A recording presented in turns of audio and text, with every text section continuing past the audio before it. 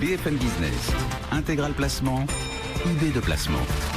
Alors oui, on parle des marchés financiers, on parle chaque jour d'immobilier, puis on essaye aussi de vous aider à diversifier vos placements. Pourquoi pas en investissant dans des actifs tangibles, les voitures de collection parfois, les forêts, et puis le vin. Oui, le vin peut devenir un placement juteux, si j'ose dire. Les conseils, en tout cas, pour y parvenir, avec Angélique Delanxin, directrice générale déléguée d'Ideal Wine. Bonjour Angélique. Bonjour Guillaume. On est en pleine période de découverte des primeurs, et des primeurs 2017. Vous avez, Angélique, participé aux dégustations du nouveau millésime à Bordeaux, donc le 2017.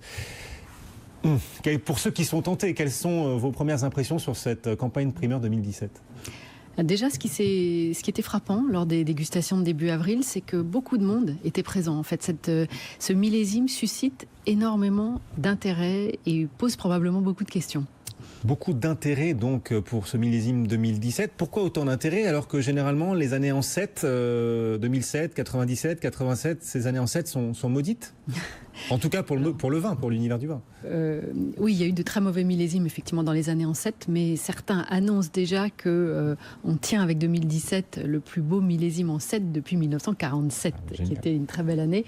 Non, ce qu'il faut retenir déjà, il y a deux points qui ont vraiment marqué tous les esprits, et ça c'est toujours intéressant et important dans le cadre de ces dégustations, c'est de bien comprendre quelles ont été les conditions climatologiques qui ont présidé à l'élaboration du millésime. Il y a d'abord eu un point dont on a déjà parlé, qui est le fameux gel de fin avril, 27-28 avril, qui a fortement endommagé le vignoble. Et un autre point qui est celui du mois de septembre et des pluies de septembre qui sont intervenues en pleine vendange et qui ont posé des problèmes. Donc, entre le gel d'avril et les pluies excessives de septembre 2017, comme ça, en vous écoutant, on se dit que ça ne devait pas être une année terrible et qu'on ferait peut-être bien de tourner le dos à ces primeurs 2017. Alors, ce serait vraiment dommage de jeter ce 2017 comme une vieille chaussette et de se dire on ne regarde rien. Au contraire, c'est un vrai exercice d'humilité que d'aller à Bordeaux et de goûter ces vins et d'écouter les vignerons. D'abord, qui sommes-nous pour juger en quelques minutes, quelques secondes d'une année entière de travail ? C'est une année qui a été très technique, qui a nécessité de faire des choix, de garder du sang-froid. Ça a été une année finalement assez injuste. Assez injuste. Pourquoi une année injuste ? Injuste parce que d'une part ce fameux gel n'a pas touché de la même manière tous les côtés du vignoble. C'est la règle du jeu, ça, Angélique. Chaque année, il y a un orage de grêle sur un domaine et pas sur l'autre. Absolument, mais ça a été particulièrement marquant. Il faut quand même voir que Château Climins, par exemple, qui produit un somptueux liquoreux à Barsac, ne produira pas une seule bouteille de 2017. Donc injuste de ce point de vue-là. Après, vous avez des domaines qui se sont offerts le luxe d'écarter complètement tous les raisins qui ont repoussé après cet épisode de gel, parce que c'est toujours moins qualitatif. Et puis, la maturité n'intervient pas au même moment, donc ça complique la vendange. Donc, certains ont tout écarté. D'autres ont énormément travaillé dans la vigne, ont dû consacrer des moyens humains extraordinairement importants pour contrebalancer les effets climatiques. Et donc, tout le monde n'a pas eu les moyens d'effectuer ces choix qui sont extrêmement coûteux. Ça a été une année complexe, on le sent à travers vos propos, complexe pour ce monde du vin 2017 en raison des conditions climatiques que vous décrivez. Alors justement, pour ceux qui nous écoutent, qui nous regardent et qui sont curieux de comprendre pourquoi vous dites qu'il faut malgré tout pas jeter ces primeurs 2017 comme des chaussettes, comme des vieilles chaussettes, comme vous nous disiez, il y a de belles affaires à réaliser, de beaux vins à découvrir. Est-ce que vous pouvez nous dire quelles appellations il faut privilégier et puis lesquelles, au contraire, on ferait mieux d'écarter ? Ce qui est frappant, c'est que de la même manière que le gel n'a pas frappé pareil partout, au sein de chaque appellation, vous avez des vins extrêmement réussis. Justement parce que les bons choix ont été effectués tout au long de l'année, de l'été, et ensuite au moment des vendanges, puis des vinifications. Donc nous avons eu des coups de cœur dans toutes les appellations. Des deux côtés de la rive, à Pessac-Léognan, où on produit à la fois des rouges, mais aussi des grands blancs.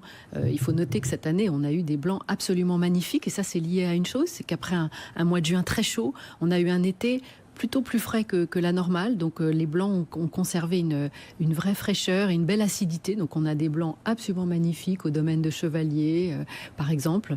En rouge, on a beaucoup aimé le domaine de Chevalier aussi, mais Château-Bailly, par exemple. Ensuite, Margaux, qui habituellement est une appellation qui est difficile à goûter en primeur parce qu'elle est assez austère. Là, elle a présenté des vins très charmeurs. Château Margaux, bien sûr, et son fabuleux pavillon blanc cette année, mais aussi beaucoup de vins qui nous ont séduits, comme Malesco Saint-Exupéry, Prieuré Lichine, Siran ou Marquis de Termes.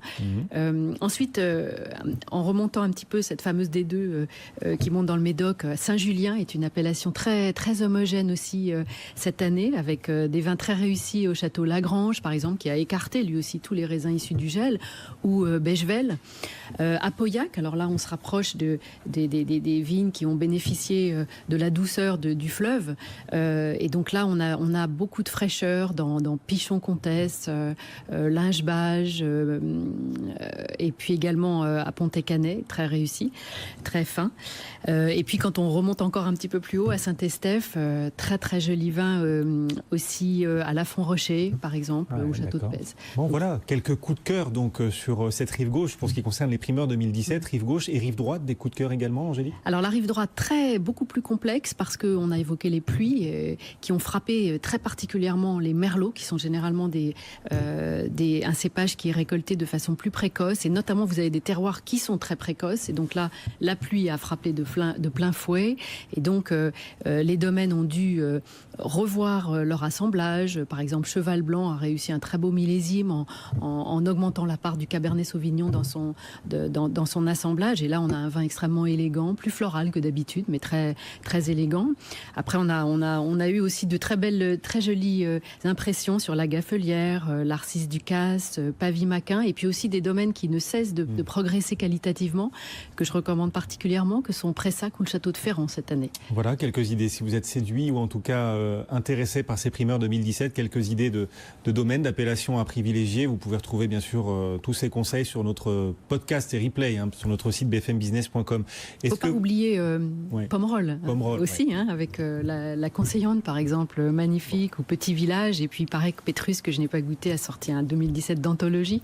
Et puis même un petit peu plus loin, dans des appellations moins réputées, comme en Côte de Castillon avec le domaine de La, ou à Sainte-Foy-Bordeaux par exemple avec Ostens-Piquant, ou même à Fronsac. Malgré tout, c'est une année en 7, 2017, avec des conditions climatiques pas évidentes. Est-ce que du coup, vous pensez que ce millésime 2017 va souffrir d'une mauvaise réputation? Est-ce qu'il pourrait y avoir un impact aussi sur les prix? Parce que vous nous parlez de qualité des vins, et puis tout va dépendre aussi du prix auquel on va pouvoir aborder toutes ces appellations. Ce qui est certain, c'est que compte tenu de ces faits très marquants sur le plan climatologique, on ne pourra pas considérer cette année comme on a considéré 2015 ou 2007, qui étaient des années de perfection en termes de climat. Donc le marché clairement attend une baisse des prix, et d'ailleurs elle s'est concrétisée avec quelques premières sorties. Je pense au Château Palmer, dont le prix est sorti en baisse de 20% par rapport au 2016. Ça a également été le cas du Château Valandreau, moins 22%. Donc clairement, il y a une attente de baisse. Est-ce que le marché va considérer que cette baisse est suffisante? Est-ce que les domaines qui ont produit moins vont accepter aussi de baisser leur prix? Ce sera possible pour certains, impossible pour d'autres.